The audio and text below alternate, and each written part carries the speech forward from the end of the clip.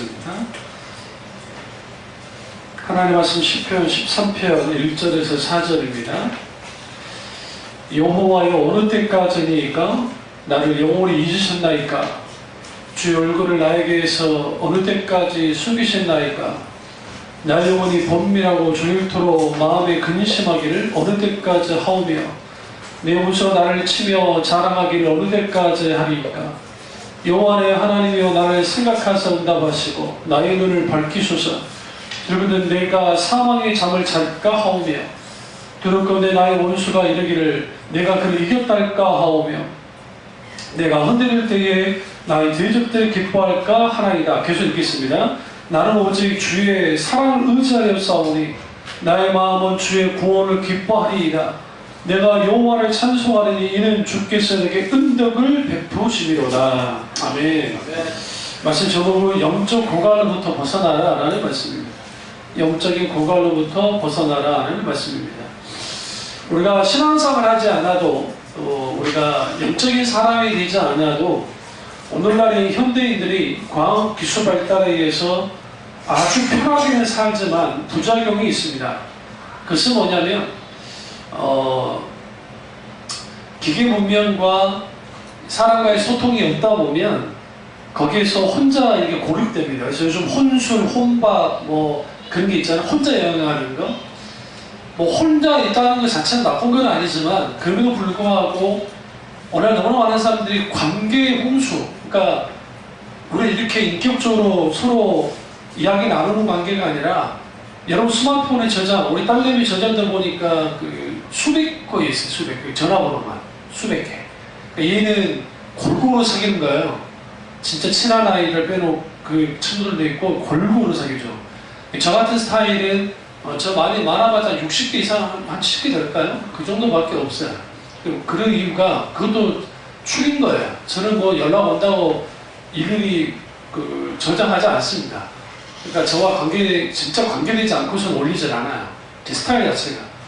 제 스타일은 스마트폰이라는 데 지저분한 거 아주 싫어합니다. 그러니까 문자가 뭐고 다 보고 난 다음에 저장할 거 아니면 다 지워버려요. 없애버려요. 그게 제 스타일이에요. 제 성격이에요. 성격. 왜냐하면 누구한테 문자가 왔는데 여러 개가 있으면 정신 사나워요. 이게 누구한테 오는지 몰라요. 그러니까 저는 아예 지워버리고 이제 그러는데 살다 보면 나이가 들고 그 다음에 직장 생활하고 기타 등등 인생 주기표들을 살다 보면 지칠 때가 있습니다. 이걸 이제 번아웃이라고 그러는데 이제 말 그대로 탈진하는 거예요. 탈진한 상태가 될 수 있습니다. 이걸 성경에서는 이걸 신앙의 뒤로 물러난 영적 침체 혹은 오늘 본문 영적 고갈을 말해요. 그러니까 우리가 영적으로 고갈될 수 있어요. 뭐 하다 보면요, 신앙생활 하다 보면. 그러다 보면 사람들이 뭘 붙들고 신앙생활 하냐면 껍데기 경건을 붙들고 신앙생활 해요.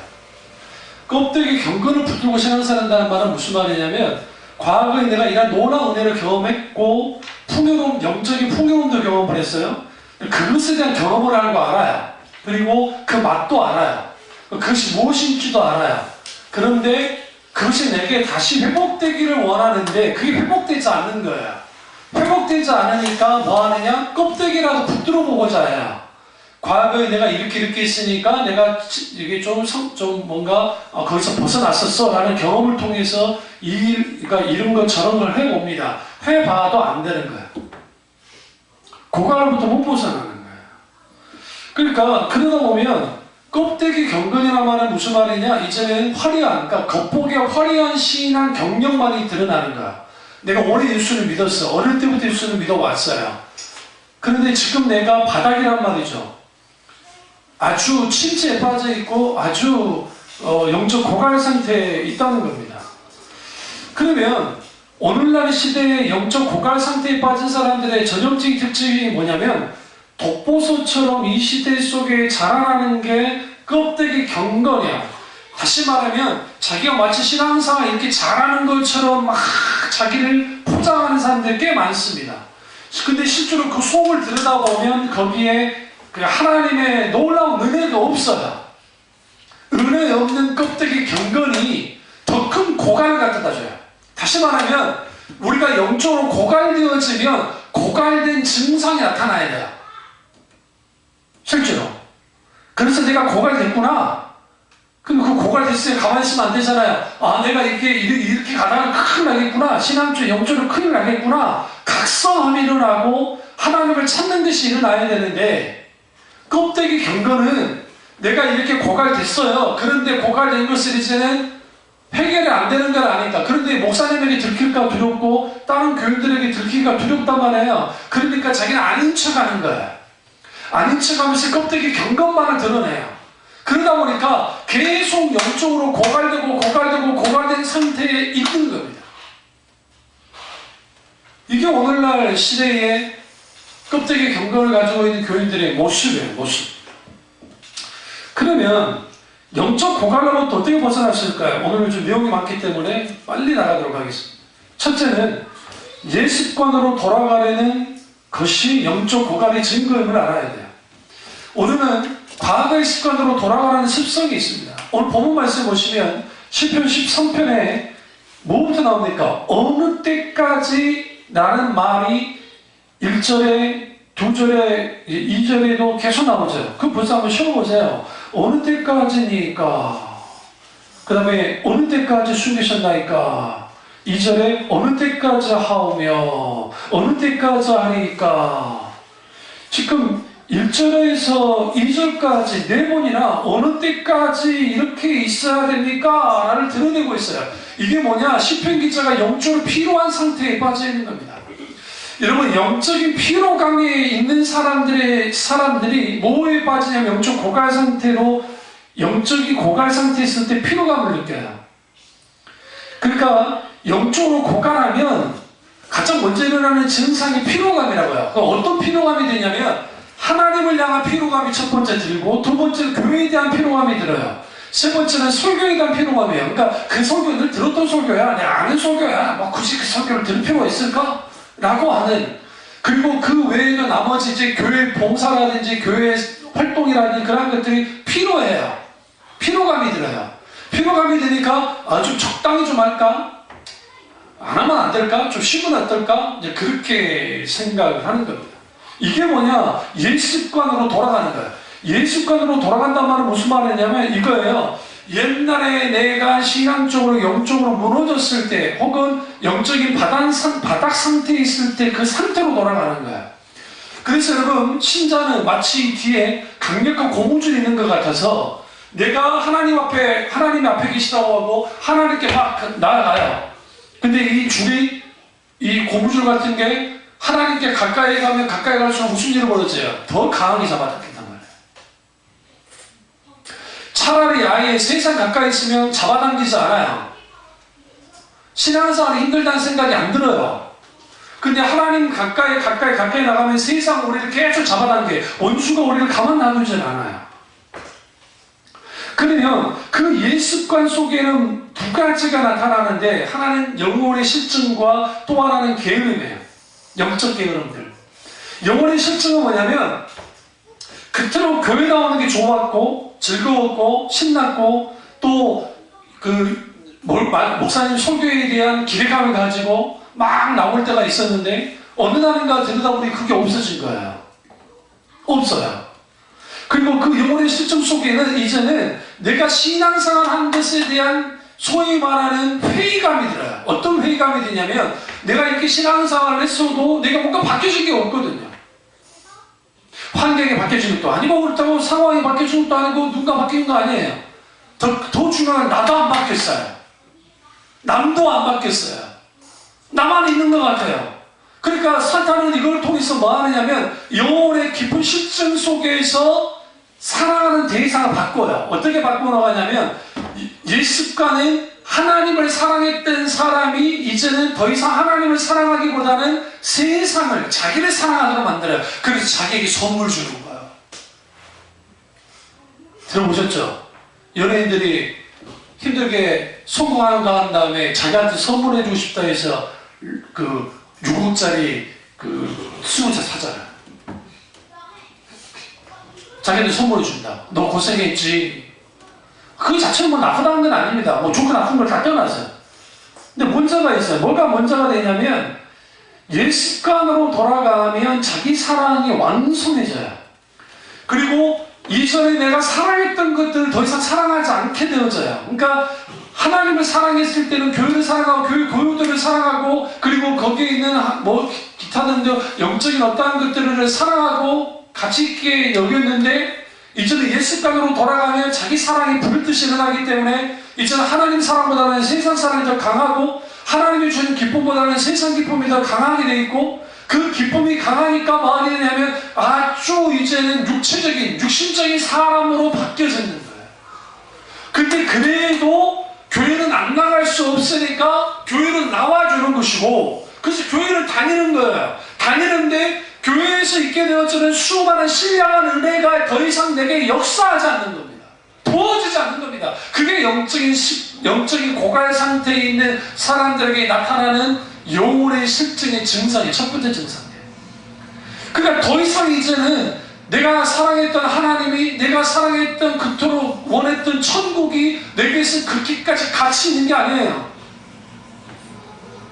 즐기는 거죠. 그래서 노는 거예요. 그걸 너무너무 원하는 거예요. 또 하나의 증상은 뭐냐면 게으름이에요.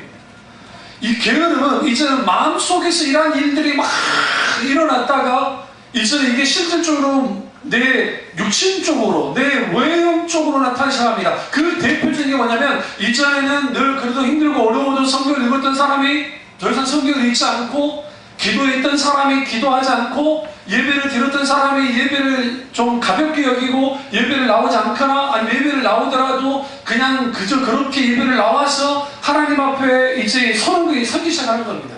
그러다 보면 이 영적인 영혼의 실증과 영적인 이런 게으름이 두 개가 같이 나타나기 시작하면 폭발적으로 우리 속에서 일어나고 있는 게 있어요. 그게 뭐냐면 이제는 더 이상 하나님의 은혜에 대한 민감함이 없어져요. 다시 말하면 하나님 그분에 대한 민감함 없어져요. 그러니까 하나님에 대한 민감함이 사라지니까 1차적으로 일어나는 현상이 뭐냐면 하나님 음성이 들리질 않아요. 음성이 들리지 않아요. 하나님의 음성이 들리지 않아요. 여러분 신앙생활하면서 하나님 음성이 안 들리는 거 이건 정상이 아니에요. 이게 아주 심각한 거예요. 아 목사님 하나님 음성이 듣는 걸 몰라요. 하나님 음성 듣는 무슨 육성으로 듣는다는 걸 말하는 게 아닙니다. 그게 아니라 그것은 정말 하나님이 특별할 때 어쩌다 한번 있는 거고 저도 일생에 딱 3번 경험한 거고 나머지 경험한 적이 없어요.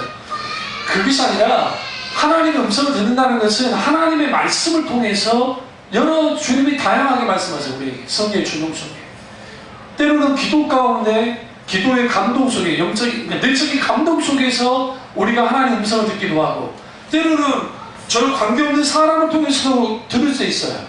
사람의 입을 통해서 때로는 꿈을 통해서 환상을 통해서 기타 등등 여러 가지를 통해서 하나님의 음성을 듣습니다.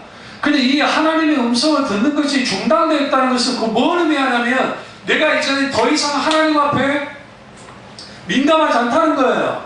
은혜에 민감하지 않고 하나님 그분에 대하여 민감하지 않으니까 거기에서 있게 되는 게 뭐밖에 없을까요? 세상 소리가 자꾸만 커져나가는 거예요. 자기 소리가 자꾸만 커져가는 거예요. 그러니까 세상 소리와 자기 소리가 커져가니까 이제는 내 입에서 불평과 불만의 말들이 쏟아져 나오게 될 수밖에 없고 그러니까 그 불평과 불만의 말들 속에서 우리 가운데 있게 되는 게 뭡니까?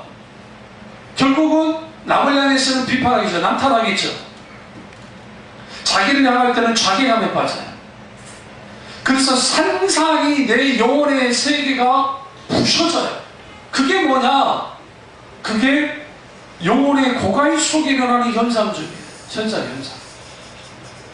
네. 그 극심한 피로감. 이게 굉장히 문제예요.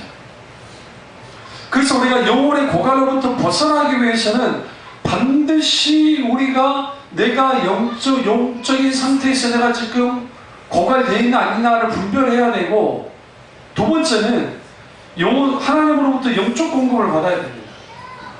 지금 사회가 사라집니다. 사회. 왜 사회가 사라지냐면 이제 여러분은 선교주를 안 갔으니까 저도 안 갔으니까 근데 그 팩이 그렇게 유명하대요. 사회 팩이. 우리 어머니가 비싸서 못 샀대. 근데 같이 성주순회 갔는데 돈 많은 장로님 그분들은 다 사시더래요. 비싼 데도 막 사시더래요. 사회가 천연자원이 대단합니다.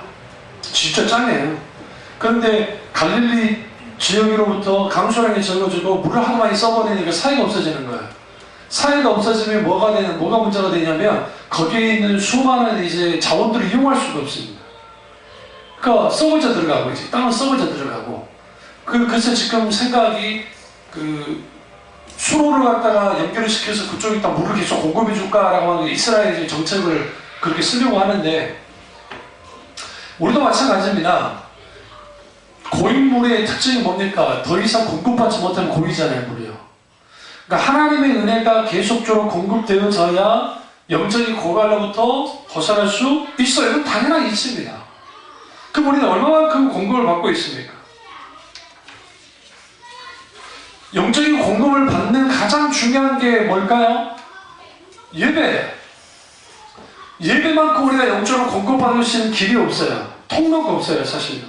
그런데 그 예배 속에서 하나님 앞에 온전히 은혜를 받고 영적인 공급이 받아야 되는데 오늘날 오랫동안 신앙생활을 했어도 예배 가운데 하나님의 임재가 사라져버리니까 예배 가운데 하나님과의 만남의 일들이 벌어지지 않으니까 더 이상 예배를 통해서 영적인 공급을 못 받는 거예요. 영적인 공급을 못 받으니까 오늘날 한국교회 그 대다수 교인들의 영적 상태는 뭐냐면 영적인 고갈, 그 정도의 차이가 있을 뿐이지 거의 대부분 고갈 상태에 있다는 거예요.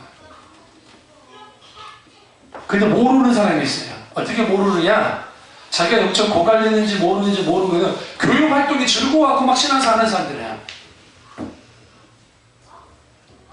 교회가 좀 크면요, 그 가능해요. 프로그램 막 돌리면 여러분 그 프로그램의 돌림 속에서 여러분이 신앙생활 하는데 즐거움을 가질 수 있어요.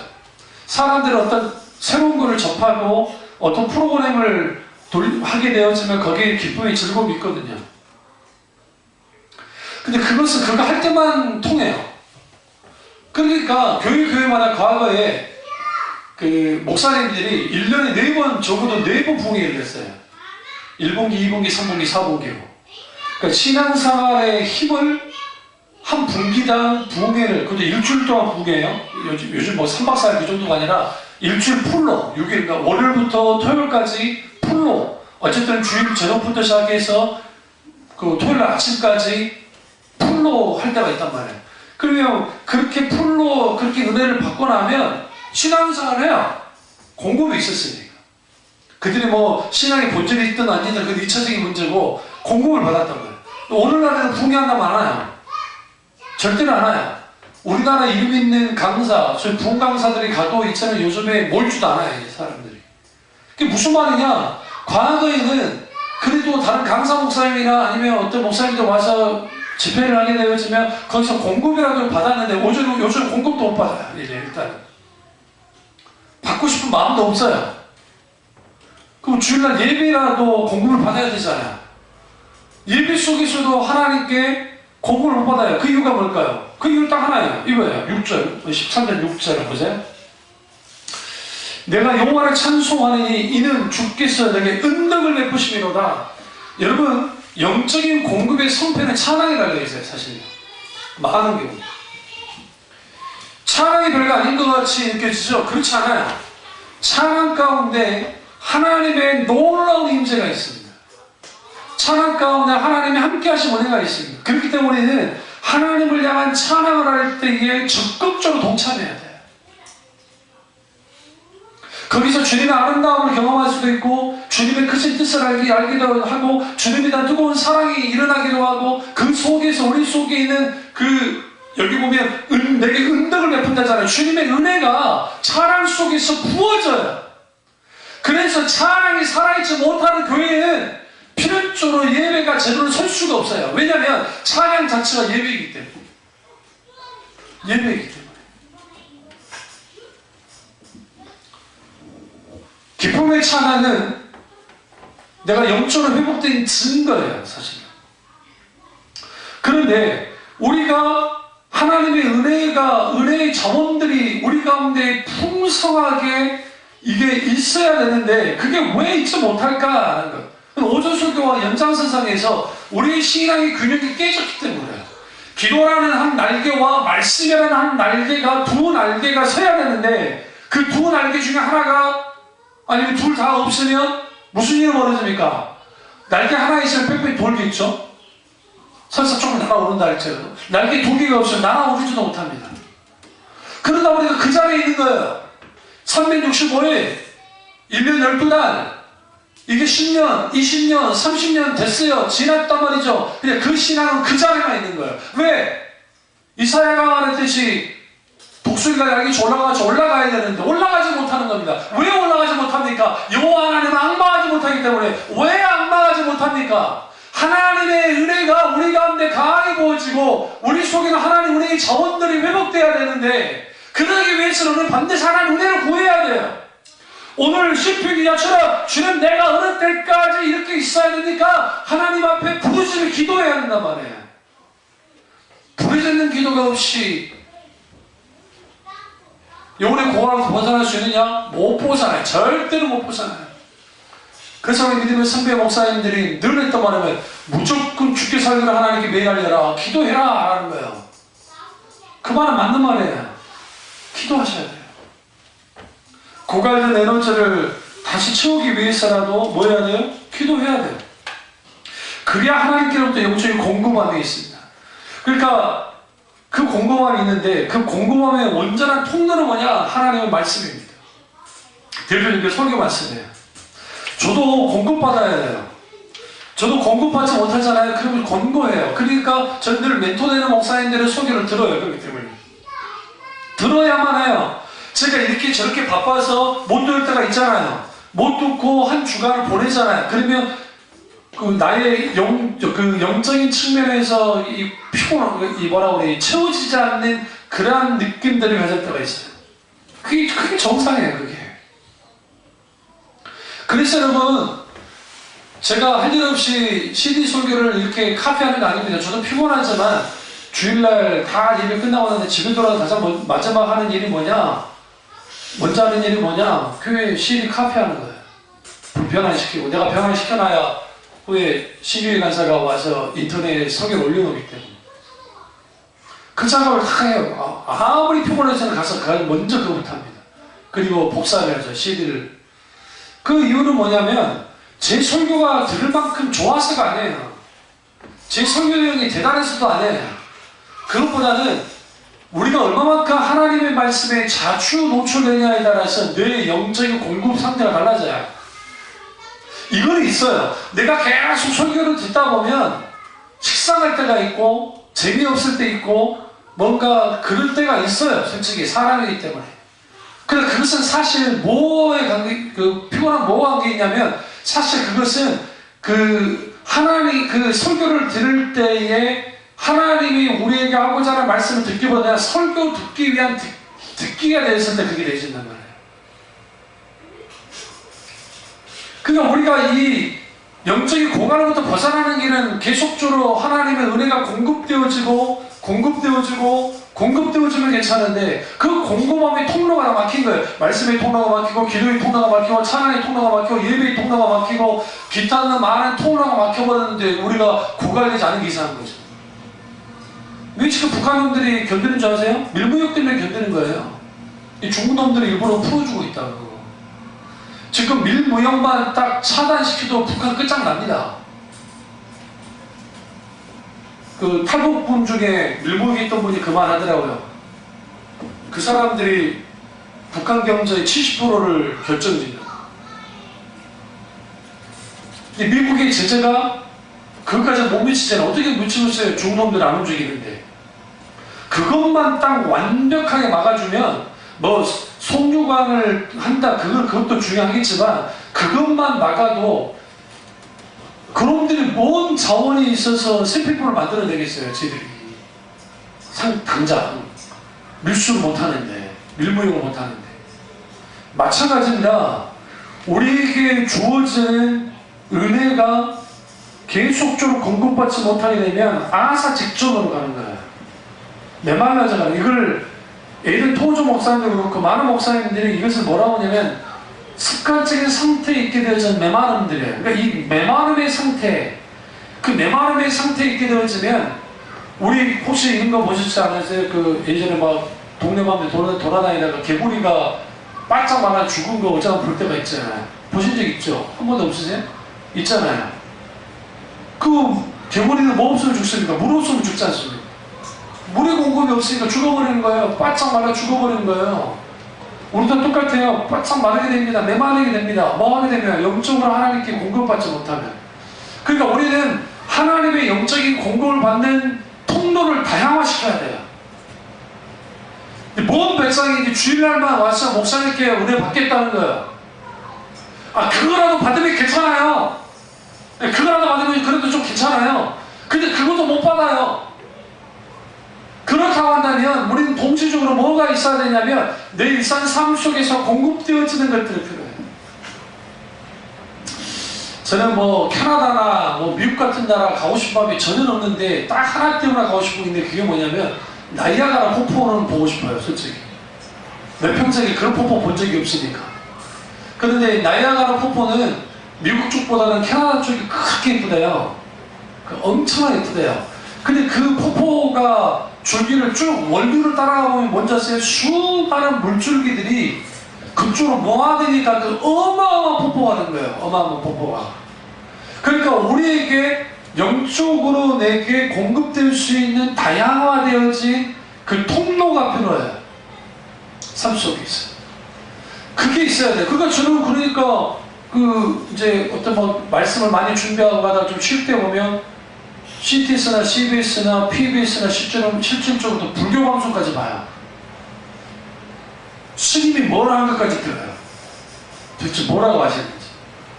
증상도 그 사람들 것도 들어요. 상제님이 어쩌고저쩌고 하더라고요. 그것도 안씨가 대장이에요. 거기 안준상이라고 대장이 있어요. 안상훈이도 있죠. 대장이 있죠. 우리는 안씨들이 조심해야 돼. 안씨들이 이단들이 많아가지고 보니까. 근데 거기를 듣다 보면요, 그럴싸해요. 그럴싸. 저는 교황의 그 강론, 그것도 듣습니다. PBS에 들어가가지고. 도대체 교황이 뭐라고 하는지. 은혜 받으라는 건 아니에요. 그 외에도 뭐 이제, 괜찮은 목사님들이 계시면 그런 설교라는 일이 듣는데, 그래서 내가 이제, 뭐랍니까, 관점을 넓히기 위한 방편으로 쓰는 거예요. 내가 은혜 받으라고 하는 건 아니에요. 그러다 보면, 거기에서 뭘 보기 시작하냐면 여러 가지 방편을 보면 여러 가지가 들어옵니다. 그러니까 그걸 저는 충분히 소화시킬 수 있는 능력이 있다고 생각하니까 소화를 시키는 거예요. 그러니까 편협해진 사람에 대해서 편협되어진 편협적인 사상을 갖지 않기 위해서 그러는 거예요. 진로 문제에 있어서는 양보가 없으니까 당연히 하지만 그 외의 문제에 있어서는 그러니까 유연할 필요가 있기 때문에 그렇습니다. 그러면 우리가 하나님과의 만남, 하나님께부터 영적인 어떠한 공급방, 그러한 것은 어떻게 결정되어지느냐? 하루의 출발부터 결정돼요. 출발부터. 여러분 이 아침에 일어나자마자 뭐부터 하시나요?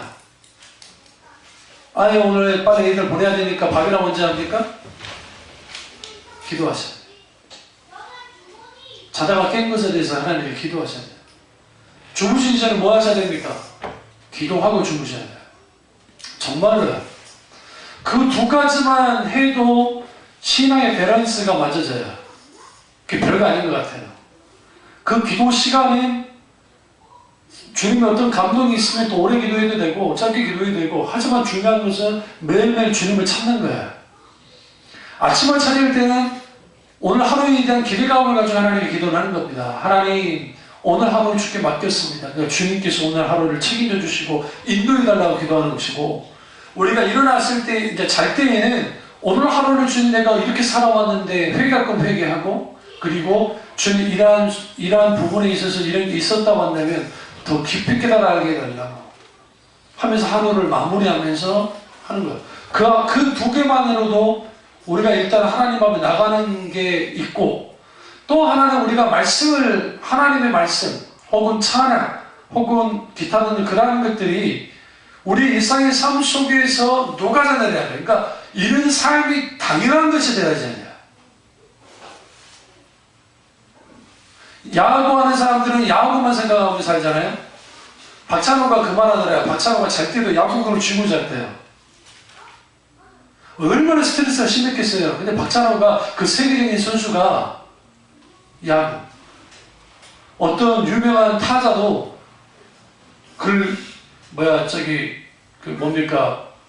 여름에 그 죽부인 껴안고 자듯이 배트를 이렇게 껴안고 잤대요. 철저하다. 그러니까 세상 사람도 자신의 어떤 그 운동선수로서의 성공을 위해서라도 그렇게까지 신경을 쓰잖아요. 하물며 예수 믿는 사람들은 하나님께로부터 영적인 공급을 받지 못하면 어디든지 고갈되어버려요. 가장 심각한 고갈은 누가 경험하느냐? 목사들이 경험을 해요. 왜 목사들이 경험하냐면 목사들은 계속 교인들에게 말씀을 계속 먹이는 역할만 하고 정작 본인이 받아먹지 못할 때가 있단 말이에요.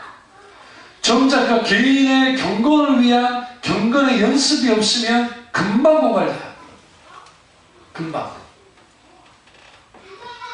그래서 문제가 되는 거예요. 세 번째는 영적인 건강은 하나님과의 관계가 바로 섰을 때 가능하다는 것을 알아야 됩니다. 영적인 장애물들이 있어요. 그 장애물들을 치워야 해요. 그 율법주의, 인본주의, 기본주의, 죽은 정통주의가 그렇습니다.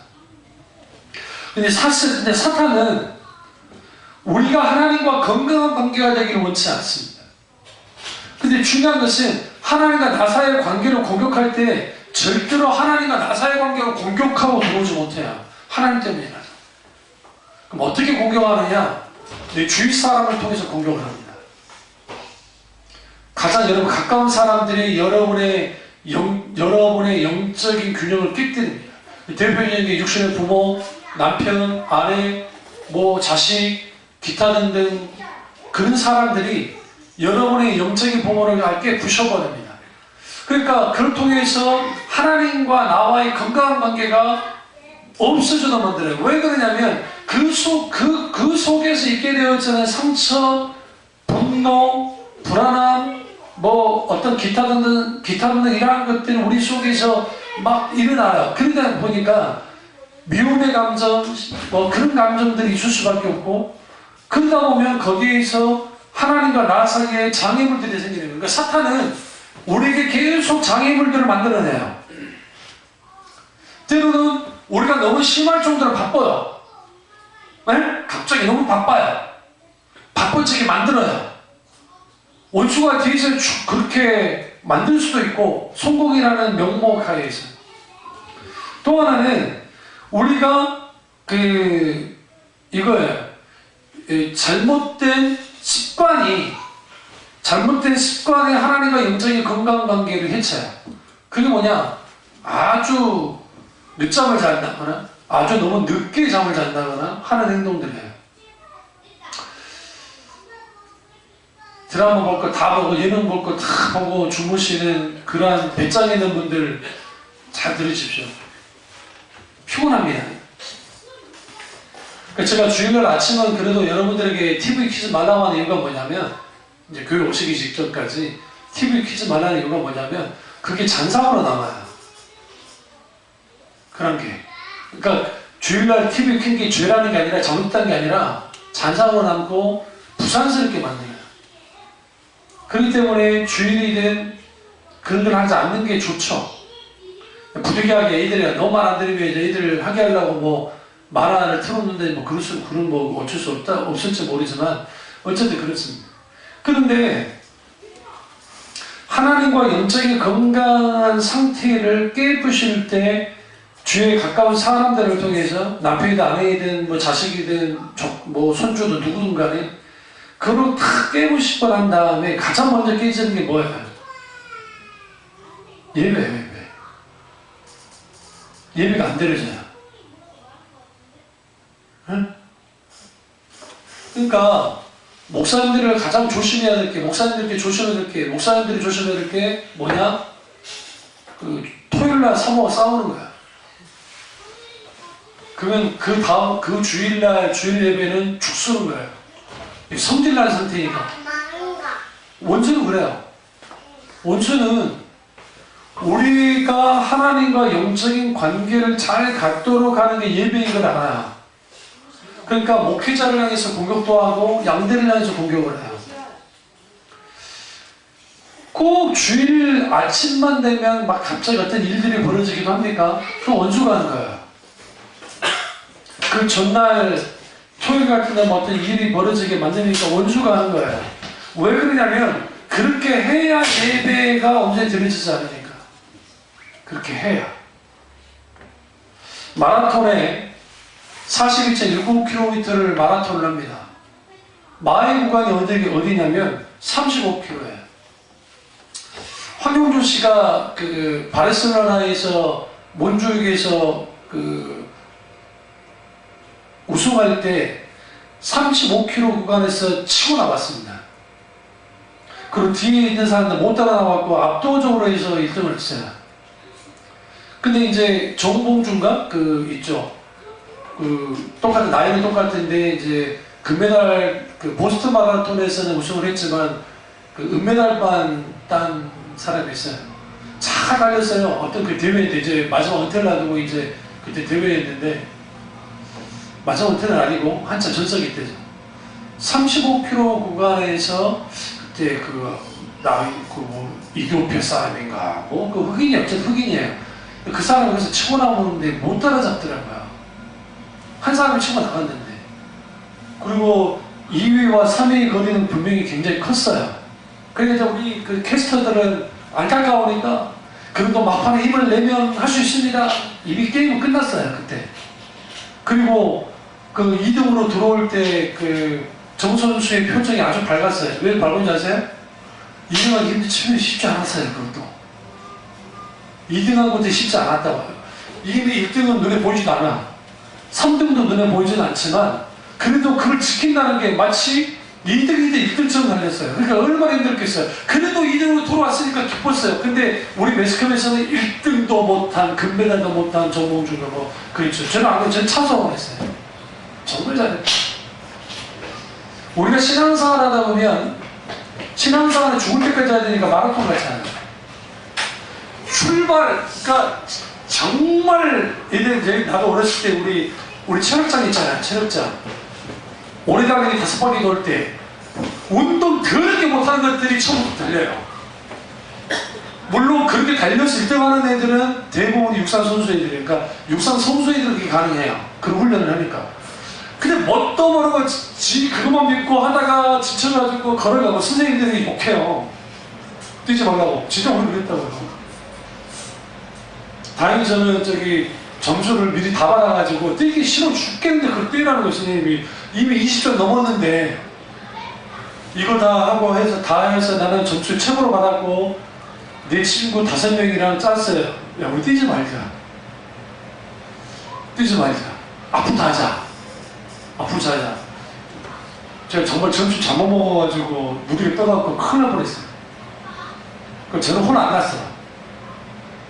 진짜 사실은 내가 짠 건데 내가 안 쓰기로 했는데 걸어가지고 중간에 탈락해도 돼요. 점수는 됐으니까. 근데 신앙생활 그럼 얼마나 좋겠어요. 그게 안 돼요. 그러면 페이스를 조절해야 돼요. 여러분마다 신앙의 페이스가 있어요. 그 신앙의 페이스를 조정하면서 해야 돼요. 그래서 42.19km를 뛰려면 하프 마라톤이라고 뭐 5km짜리, 10km짜리를 쫙 뛰어보다가 서서히 늘리는 거예요. 그리고 마지막 42.19km를 뛰는 겁니다. 신앙생활 할 때도 마찬가지입니다. 처음부터 막 하려들면 안 돼요. 그런다고 해서 되어진 것도 아니기 때문에 그렇습니다. 그러면 나름대로 출발선에서 신앙생활은 출발을 잘하지만 가장 중요한 게 뭐예요? 사도 바울이 그랬잖아요. 가장 중요한 게 뭐라고요? 꼬림지지는 꼬림지지. 우리가 얼마만큼 꼬림할 수 있느냐.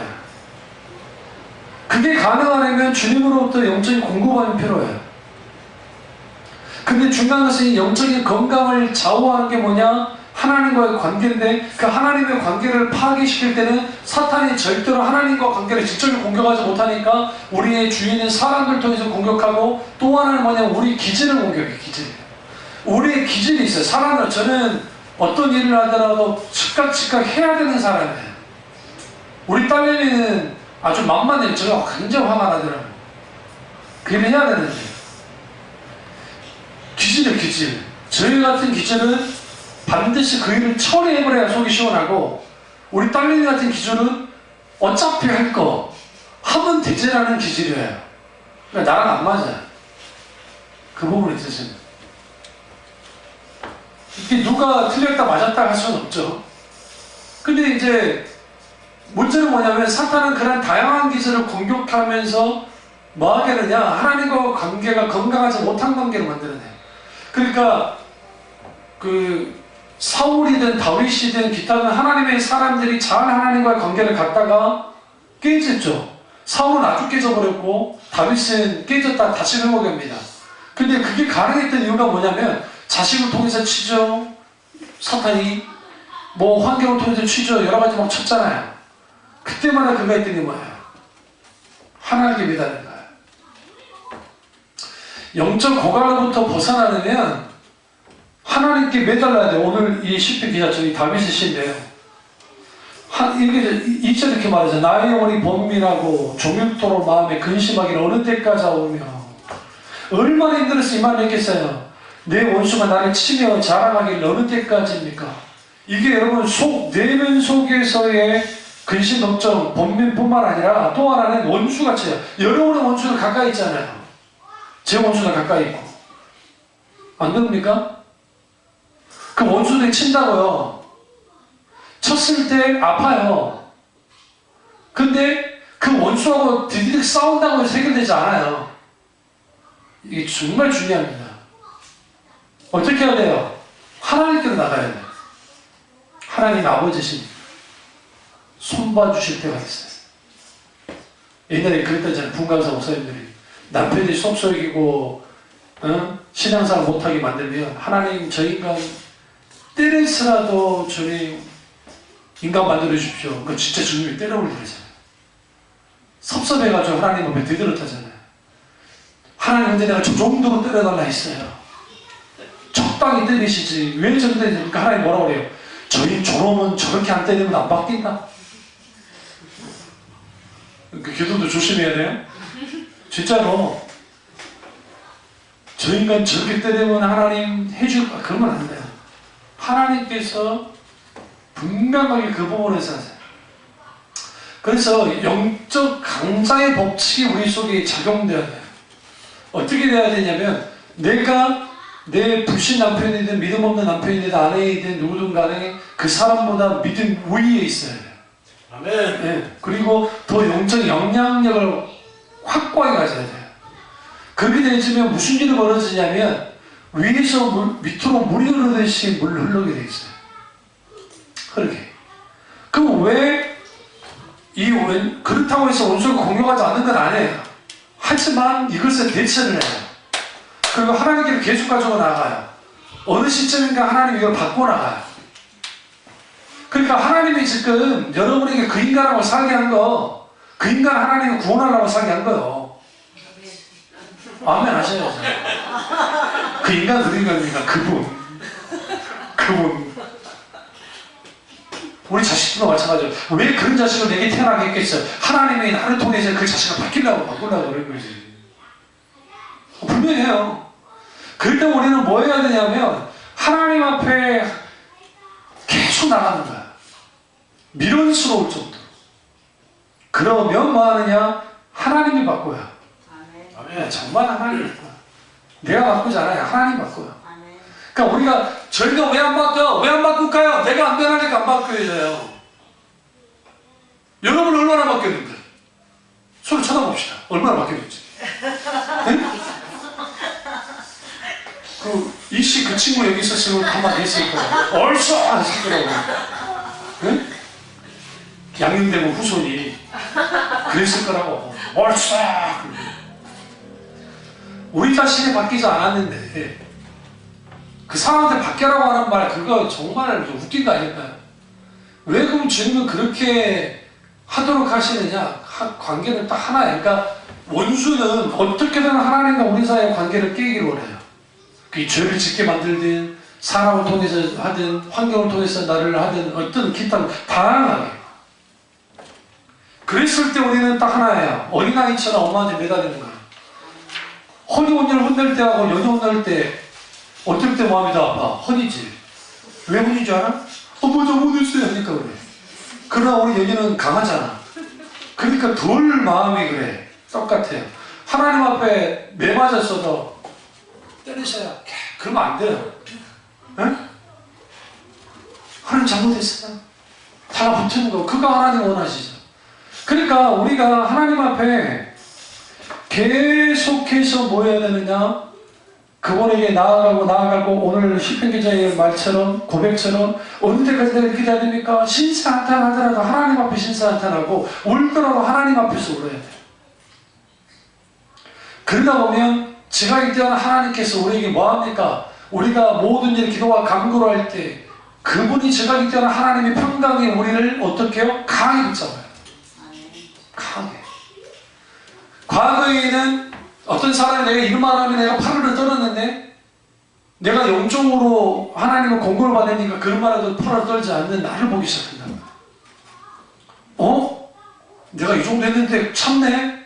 인간이 됐네? 그때 조금씩 녹아지는 거예요. 조금씩.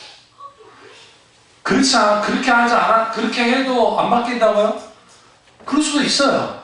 근데 우리는 그걸 기대해서가 아니라 하나님과의 관계가 무너지면 영적인 건강이 잃어버리기 때문에 우리는 어떤 일이 벌어질 때 우리 속에 지금 설사 전쟁이 터졌다 할지라도 그러면 안 되지만 최우선하기 위해서 하나님과의 관계예요. 하나님과의 관계예요. 그 관계를 최우선해야 돼요.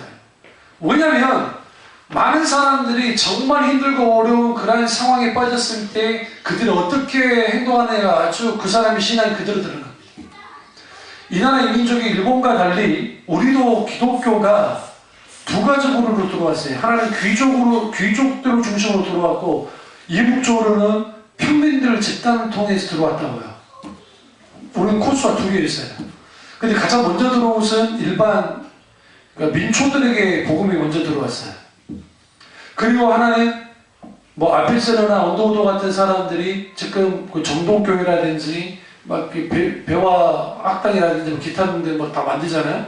근데 이 사람들이 주로 귀족과 일단은 상대를 했다고요. 왜? 그래야 그들이 복음을 이제 전하는데 방해가 되지 않으니까 알렌 선교사라든지 그들이 와서 그랬다고요. 우리나라가 이렇게까지 부흥하게 된 배경에는 전쟁이에요. 전쟁요.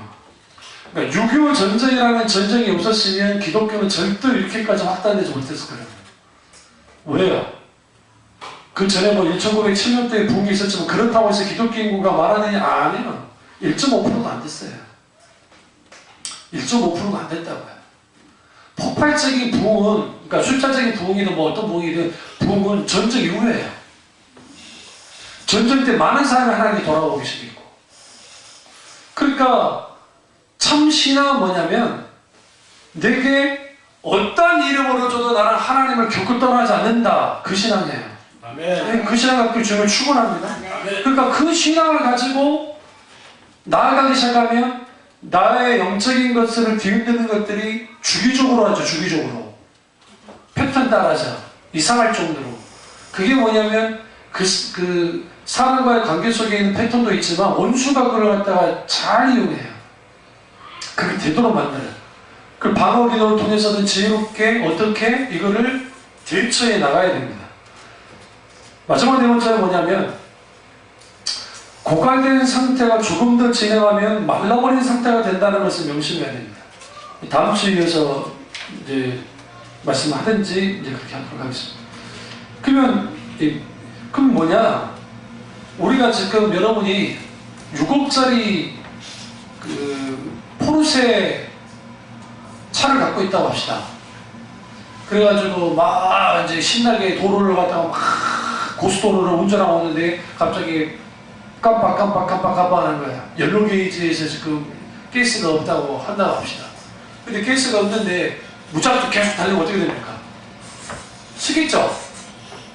안 쓰겠어요? 당연히 쓰죠. 그게 뭐 6억짜리 아니라 10억짜리 아니라 뭐 50억짜리 아니라 1000억짜리 된거 쓰겠죠. 뭐가 없으니까. 거기에 있는 그 연료가 있어야 될 거 아닙니까? 기름이 있어야 굴러가는 거니까. 마찬가지입니다. 우리가 아무리 하나님의 은혜가 막 있다 하더라도 그것이 은혜가 고갈되고 계속 갈수록 고갈되잖아요. 그 고갈되어지면 계속 악셀을 밟으면 무슨 일이 벌어져요? 멈춰요. 그래서 공급받아야 돼요. 누구로부터? 하나님께로부터 공급을 받아야 돼요.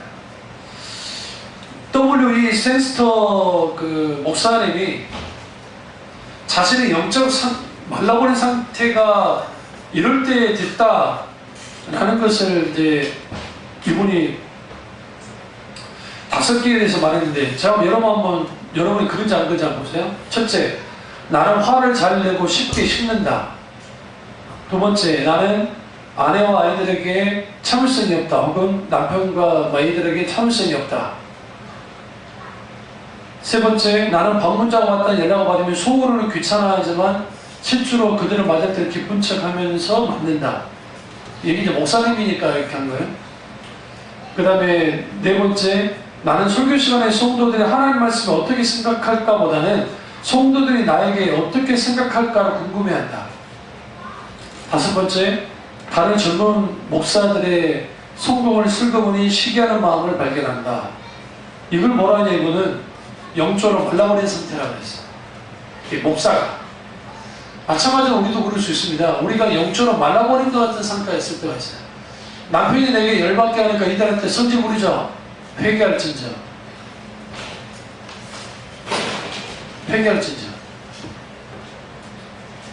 우리 어머니가 나를 더 구박했어요. 아버지 닮았거든.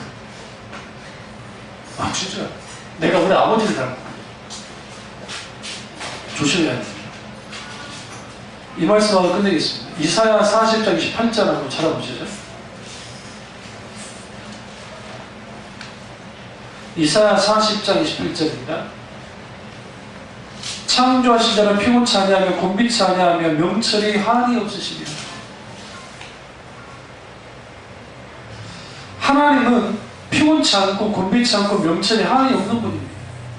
영적인 고갈 상태는 우리의 생명이 완전히 소진된 상태를 해요. 그렇기 때문에 이게 단순히 죄를 졌기 때문에 영적인 고갈 상태에 빠지냐, 그것도 이유가 되지만 또 하나는 뭐냐면 영적인 관리와 균형을 잘 유지하지 못해서 그렇고, 또 하나는 외부에서의 프레스 같이, 그러니까 외부의 사람들이 우리를 어떻게 만드느냐, 우리를 힘들게 했을 때, 우리를 뒤흔들었을 때, 환경을 흔들었을 때 영적으로 고갈되어 버려요. 방전되는 거예요. 배터리가 방전되듯이. 그리고 어떻게 하면 방전되는 것부터 벗어날 수 있습니까? 어떻게? 방법은 하나예요. 하나님을 계속 찾는 거예요. 저 같은 경우는 그래요. 배터리가 방전되면 다른 것 다 스톱해요. 스톱하고 하는 게 뭐냐? 일단 찬양을 계속 틀든 설교 말씀을 듣든 집중적으로 들어요. 첫 번째. 그리고 또 하나는 뭐냐면 내 멘토가 되는 목사님들의 책, 내가 읽었던 책들이지만 그 읽었던 책들 중에 내가 도움이 될 만한 책을 집중적으로 읽어요. 자기들이 성경을 읽는 건 당연한 것이고, 그리고 기도해요. 그러다 보면 우리 교회도 위기 있었잖아요. 저도 영적 침체에 빠져들어가지고 그랬을 때 일주일 이상 넘어간 경우는 거의 없어요. 그럼 왜 그럴 수밖에 없냐면 집중적으로 주님을 찾기 때문에요. 그러니까 우리가 영적인 침체에 내가 빠졌다, 영적인 고갈 상태에 빠졌다 싶으면 무조건 집중적으로 하나님을 찾아야 돼요. 그 길이 빨리 벗어나는 길이에요. 그래야 빨리 공급되어져요. 그리고 더 놀라운 건 뭐냐면 그렇게 되어졌을 때 CTS나 CBS에서 괜찮은 신앙의 본질에 속한 그러한 것들이 또 맞닥뜨려요. 이상하게 하나님 그렇게 만들어요. 그러니까 갑자기 감동이 와요. 갑자기 그걸 보고자 하는 그런 게 있을 때 탁 틀어놓은 거짓말처럼 나하고 똑같은 그러한 비슷한 내용들이 쭉 나오죠. 찬양도 마찬가지예요. 설교도 마찬가지예요. 막 그렇게 되어지고, 게나조 목사님의 팁을 하나 알려주냐면, 그 교회 홈페이지, 그러니까 스마트폰으로는 아직 이제 그게 다 치우지 못했으니까 인터넷을 딱 들어가면 영혼의 공부함부터 시작해서 기타 등등 여러 상황에 대한 설교들이 다 있어요.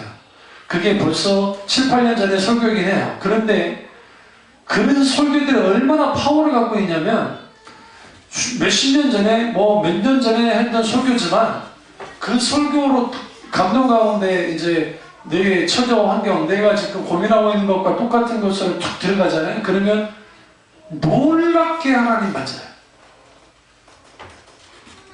네. 그러니까 우리 교회가 좀 안타까운 게 우리 교회는 돈이 없기 때문에 설교를 쌓아둘 수가 없어요. 우리 교회 설교를 분야분야 만들어가지고. 그래서 필요할 때 내가 뭐 공부할 때 뭐 영적인 성장에 대한 어떤 거 뭐 기타 등등 막 그런 게 있으면 그 주제별로 들어가가지고 이전에 있던 설교들을 모아놔서 그 설교들을 쭉 들으면 좋은데 그게 안 되는 거죠.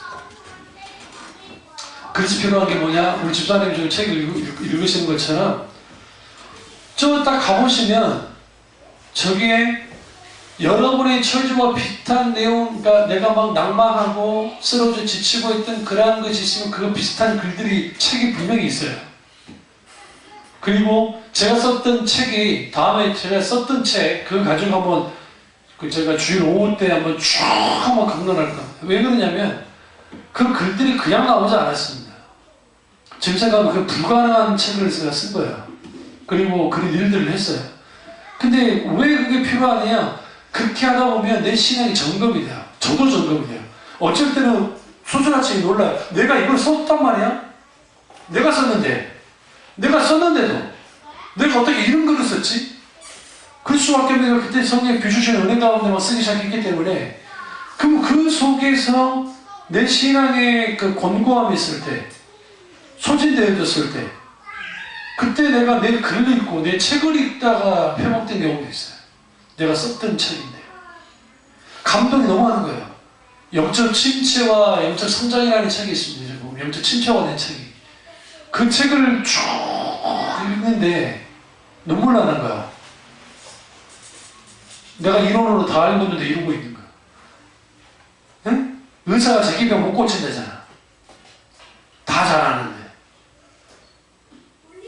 그러니까 하나님이 놀랍게 은혜 베풀어 주셔. 마찬가지로 우리 가운데 내가 영적인 고갈 상태에 있다고 하면 뭐 해라고요? 다 집어치우고 주님께 집중해야 돼요. 부르짖어야 돼요. 그래서 또 영적인 고갈로부터 벗어나는 참여적으로 교우도 되시기를 주님으로 축원합니다. 네. 기도하겠습니다. 기도하실 때 오늘 이 말씀이 날